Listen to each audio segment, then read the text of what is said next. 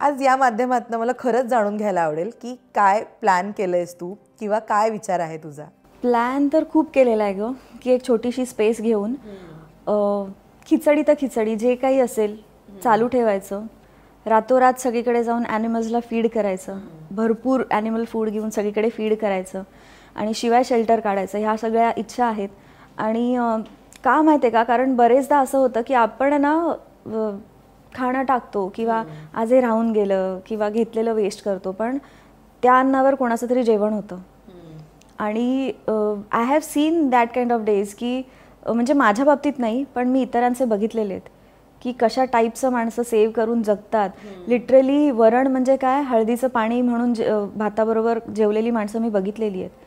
आणि आपल्याला जर सुदैवाने पॉसिबल आहे तर का करायचं नाही, हा माझा सिम्पल थॉट आहे. आणि मग बघा ना, म्हणजे 5 रुपये पण तुम्ही मला डोनेशन दिलं, 10 रुपये दिलं, 100 रुपये दिलं, तुमच्या मनानुसार दिलं, तरी 100 लोकांनी जर का तेवढं दिलं तर ते माझ्या रोजच्या जेवणासाठी होऊ शकेल ना. बरोबर आहे. सो मी असं युटिलाइज करणार आहे की मी बघणार, तुम्हाला द्यायचं असेल तुम्ही द्या, नाही तर मलाच तेवढं सक्षम व्हायचं आहे की कोणाकडे मागायची गरज नाही पडणार.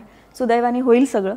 आणि तसं एक फूड सेंटर चालू ठेवायचं आहे की सगळ्यांना फूड मिळत राहील. कारण जे होमलेस असतात, रस्त्यावर बरेच जण बघतात, लहान लहान मुलं असतात, त्यांचे जे हाल होतात ना मी बघते, म्हणजे त्या मुलांचा काहीच दोष नसतो ना.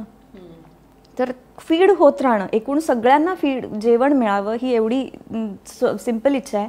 आणि जेवणापेक्षा पण कसं आहे ना, मला असे दिवस बघायचे आहेत ना की आपल्याकडे कोणाच्याच बाबतीत असं घडायला नको की मुलांनी काहीतरी मागितलंय आणि आईबाबांना ते द्यायला जमत नाहीये. ही जी सिच्युएशन असते ना ही फार वाईट असते. कारण एक प्रसंग सांगते छोटासा. दिवाळीचे दिवस होते, मी नौपाड्यात फिरत होते ठाण्याला. मी शॉपिंग करत फिरत होते आणि दुकानांमध्ये तेव्हा किती झगमगाट असतो, छान. आणि माझ्या पुढे ना एक खूप गरीब, म्हणजे दिसतच होते ग ते, लिटरली म्हणजे गरीब होते ते खूप. आणि काय म्हणतो ते होमलेस होते. फाटके कपडे होते अंगावर त्या बाबाच्या आणि त्यांचा मुलगा त्याच्याबरोबर चालत होता. मी त्यांच्या मागे चालत होते आणि तो मुलगा नाही का असं काय काय काय काय करत चाललेले आणि छान छान कपडे लावलेले. त्या मुलांनी ना असं पॉईंट केलं. तर मी मुलाचाही चेहरा बघितला आणि बापाचाही चेहरा बघितला आणि त्या बापाने बघितलं आणि लिटरली त्या मुलाला ना समजवलं. तर मला ना असं खूप त्रास झाला की ती सिच्युएशन कुठल्या पेरेंट्सवरती यायला नको. तर त्याच्यामुळे असं माझं स्वप्न आहे की कोणाच्याच बाबतीत असे दिवस नको यायला की आपलं मूल काहीतरी मागतंय आणि आपण ते देऊ शकत नाही. ते जेवणही असू शकतं. आणि जेवण ही अशी गोष्ट आहे की कोणालाच ती चुकलेली नाहीये, भूक ही कोणाला चुकलेली नाहीये.